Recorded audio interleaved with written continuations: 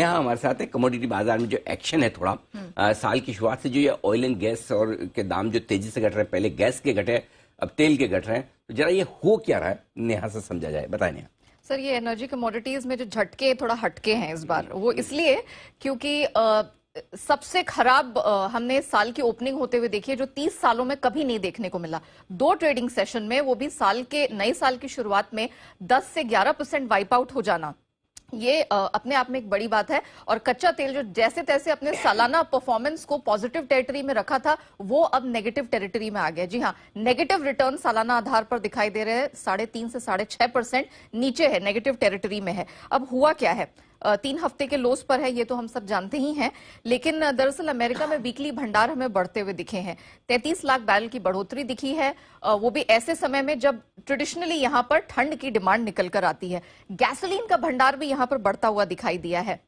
चीन में जहां लग रहा था कि रीओपनिंग के बाद बहुत अच्छी डिमांड निकल कर आएगी, कोविड केसेस बढ़े हैं, डब्ल्यूएचओ की तरफ से टिप्पणी आई है कि नए कोविड वेरिएंट का तो खतरा नहीं है, लेकिन जितनी मौतें हुई हैं, मृत्यु हुई है लोगों की वहां पर कोविड की वजह से, उसको चीन की सरकार ने अंडर रिपोर्ट किया है। तो ये अपने आप में एक प्रश्न चिन्ह खड़ा करता है कि कितनी बुरी स्थिति वहां पर अभी भी बनी हुई है। आईएमएफ पहले ही चेता चुका है कि दुनिया के यहां पर 1/3 देश हैं, वो मंदी की चपेट में आने वाले हैं। यूरोप, अमेरिका, चीन, they are still not out of the woods. तो 2023 उनके लिए चुनौतीपूर्ण रहेगा। ऑफ कोर्स फेडरल रिजर्व के जो मिनट्स हैं, वो फिलहाल तो महंगाई को लेकर किसी कूल ऑफ की तरफ इशारा नहीं कर रहे, रेट हाइक्स भी लगातार बनी ही रहेंगी। ये तमाम फैक्टर्स है जो कच्चे तेल पर प्रेशर क्रिएट कर रहे हैं। नेचुरल गैस में क्या हुआ है, यहां पर नाइमेक्स पर नेचुरल गैस 11 महीने के लोज पर है, एमसीएक्स पर 11 महीने के लोज पर है, 15 महीने के निचले स्तर पर डच टीटीएफ आ गया। सबसे ज्यादा सप्लाई की प्रॉब्लम यही थी पिछले साल, और अब यहां पर कीमतें सबसे नीचे आ गई हैं। इंटरेस्टिंग बात, 3 हफ्तों में लगातार कमजोरी यहां बनती दिखी है।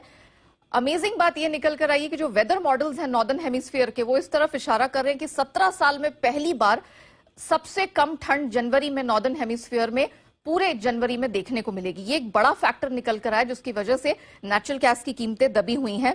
यूरोप में गैस की खपत है वो बहुत कम हुई है। इंटरेस्टिंग बात ये निकल कर आई कि यूरोप में रिकॉर्ड एलएनजी इंपोर्ट्स हुए हैं, जो आगे भी बढ़ेंगे। फ्रांस और जर्मनी, जिनकी निर्भरता गैस पर थी, फिर इवेंचुअली कोयले पर थी, अब वो विंड एनर्जी की तरफ बढ़ चुके हैं, और अब सबसे ज्यादा उनका जो ऊर्जा का उत्पादन है वो विंड एनर्जी के दम पर हो रहा है। अमेरिका में ड्राई गैस का उत्पादन बढ़ा है और खपत 22% से गिरी है। तो सप्लाई बढ़ रही है, डिमांड घट रही है। ये कुछ ऐसे महत्वपूर्ण फैक्टर है जिसकी वजह से गैस की कीमतें दबाव झेल रही हैं।